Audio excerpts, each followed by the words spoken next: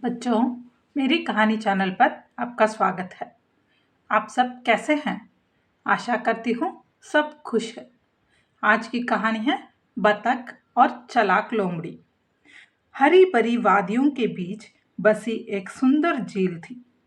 झील के पानी में सूरज की किरणें झिलमिला रही थी और चारों ओर हरियाली फैली हुई थी।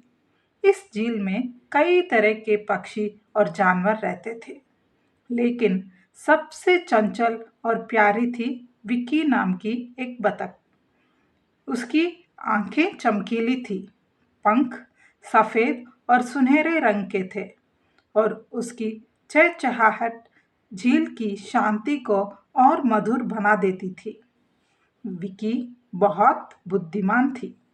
उसे अपनी खूबसूरती और चंचलता पर गर्व था, लेकिन साथ ही वे हमेशा सतर्क रहती थी। जंगल के कई शिकारी जानवर रहते थे और विक्की जानती थी कि थोड़ी सी लापरवाही जानलेवा साबित हो सकती है। एक दिन जंगल के कोने में रहने वाली एक लोमड़ी ने झील के पास का रास्ता पकड़ा। लोमड़ी चालाक और शातिर थी। वह शिकार करने में माहिर थी, लेकिन आज उसका पेट खाली था। जैसे ही उसने झील की ओर देखा, उसकी नज़र विक्की पर पड़ी। लोमड़ी के मुंह में पानी टपकने लगा। उसने सोचा, क्या शानदार शिकार है! ये बतख तो मेरी आज की दावत बनेगी। लोमड़ी ने अपने दिमाग में एक योजना बनाई। वह जानती थी कि सीधे हमला करने से बात नहीं बनेगी। उसे चालाकी से काम लेना होगा। लोमड़ी धीरे धीरे झील के किनारे पहुंची। उसने अपनी आवाज को मीठा और मधुर बनाते हुए कहा, अरे वाह, इतनी सुंदर बतख मैंने आज तक नहीं देखी। तुम्हारे पंख तो ऐसे चमक रहे हैं जैसे आसमान के सितारे। विक्की चौकन्नी नजरों से लोमड़ी को देखा। वह तुरंत समझ गए कि लोमड़ी कुछ गड़बड़ सोच रही है, लेकिन विक्की ने अपना डर छिपाया और बोली, ओह धन्यवाद, तुम भी बहुत सुंदर हो। तुम यहाँ क्या कर रहे हो? लोमड़ी ने मुस्कुराते हुए कहा, मैं तुम्हारी तारीफ करने आई हूँ। तुम इतनी अच्छी और खास बतख हो, तुमसे दोस्ती करना मेरा सपना है। क्या तुम मेरे साथ जंगल में घूमने चलोगी? वहाँ की ताजी हवा और हरी घास का आनंद लोगी?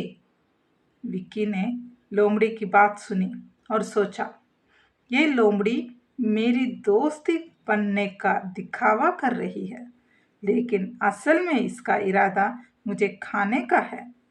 विक्की ने मुस्कुराते हुए कहा, वाह, जंगल घूमना तो मुझे बहुत पसंद है, लेकिन उससे पहले मैं तुम्हें अपनी दुनिया दिखाना चाहती हूँ। यह झील बहुत खास है। क्या तुम मेरे साथ पानी में आकर तैरोगी?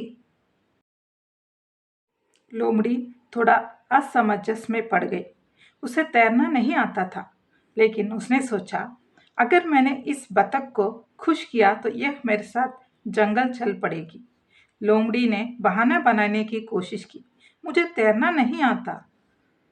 विक्की ने कहा, ओह कोई बात नहीं, मैं तुम्हें तैरना सिखा सकती हूँ। पानी में तैरने का मजा तुम्हें जरूर पसंद आएगा। लोमड़ी ने मन ही मन कहा, यह काम मुश्किल है, लेकिन शिकार के लिए इतना तो करना पड़ेगा। उसने झील के किनारे आकर धीरे धीरे पानी में कदम रखा। जैसे ही लोमड़ी पानी में उतरी, उसे ठंड और गहराई का एहसास हुआ। वह डर गई, लेकिन उसने अपनी घबराहट जाहिर नहीं की। विक्की ने कहा, शाबाश, अब अपने पैर हिलाओ और आगे बढ़ो। जब लोमड़ी ने पैर हिलाने की कोशिश की, वह पानी में डगमगाने लगी। इसी दौरान विक्की ने अपने पंखों को जोर जोर से फड़फड़ाना शुरू किया। उसके पंखों से पानी की छींटें तेजी से लोमड़ी पर पड़ी और वह हड़बड़ा गई।